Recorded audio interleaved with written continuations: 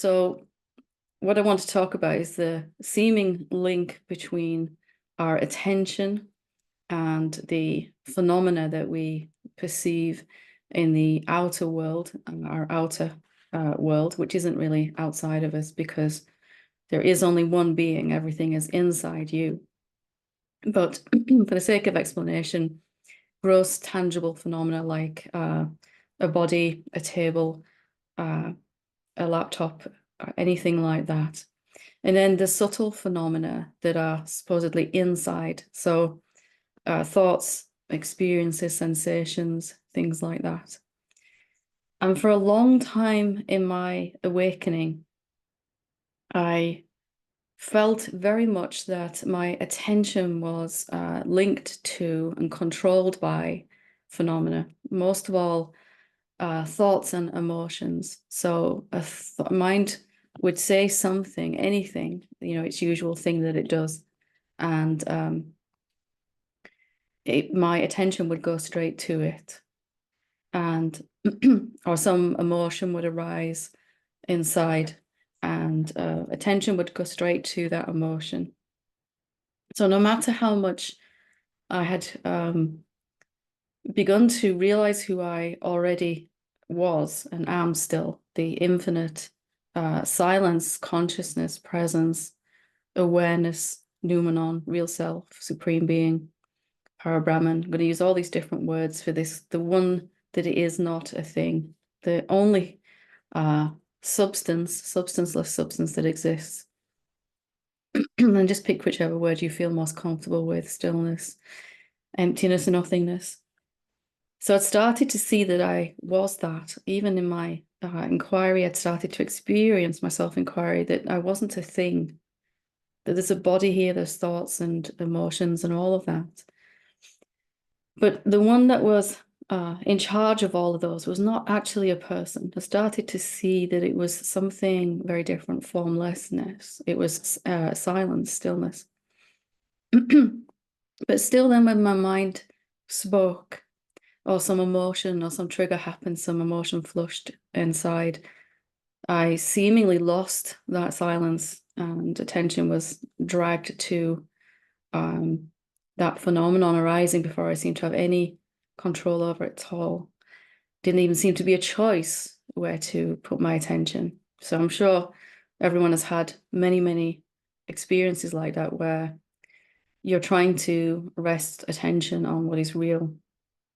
And for me, a breakthrough happened when I realized, and I hope it might be useful too, that it's not that my attention per se is being led around by my mind. What if it was the other way around, that my mind is thinking so much because attention goes to it, or attention goes to phenomena? What if when we pay attention to mind, it stimulates it to and charges it up to produce a lot of thoughts? And this seemed weird at first, but it really turned everything around, because up until that point, I'd had this feeling that as soon as my mind would stop talking, then and only then could I bring my attention to what was real and leave it there. They would stay there. And I needed my mind to go quiet. So in doing that, in needing something from my mind, I was actually paying it a lot of attention and energizing it, because I didn't realize that at the time. So what if we began to allow us to undo this sense that attention has to automatically go to phenomena? What if attention doesn't have to follow phenomena at all? Thoughts, even objects, gross tangible objects. Mostly we're troubled by the subtle objects of thoughts and emotions and sensations in the body. Those are the ones that really, we don't have so many thoughts inside about in seemingly inanimate objects, external things like a chair or a bed, or etc. So what if we trained ourselves? What if real meditation then became a training, a habit forming that attention stays with that which is not a thing, even when a phenomenon like a thought arises. What would happen, and perhaps you can just imagine it now for a moment, if your mind could say anything at all, literally anything, and your attention didn't automatically go to it, to focus on it? What would that be like if your mind was just talking and you couldn't, not that you chose not to, but that you couldn't pay attention to it? So, or it was always a choice whether you actually did this kind of, if your attention is like this, open and resting on that which is not a thing, the silence, the stillness, the consciousness. And then when mind spoke or some thought arose inside that silence, that stillness, that there was no automatic reflex of the attention to contract around a phenomenon, a thought, an object. Does that have to happen? No, it doesn't. And really all an awakened being has done is to cultivate a habit that attention stays on that which is not a thing, even when mind speaks. And done this by training attention to stay there.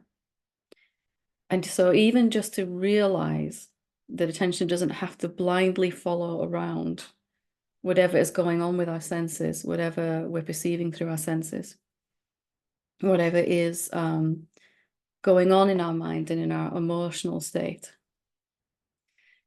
And then as attention begins to rest more in what is real, then we're not paying so much attention to the mind. It's not that mind is wrong. It's not that mind is bad. It just doesn't have much useful stuff to say about who you really are. Vast and infinite and formless and eternal and everywhere all at once. The source of everything seemingly arising out of you. The universe itself is your creation.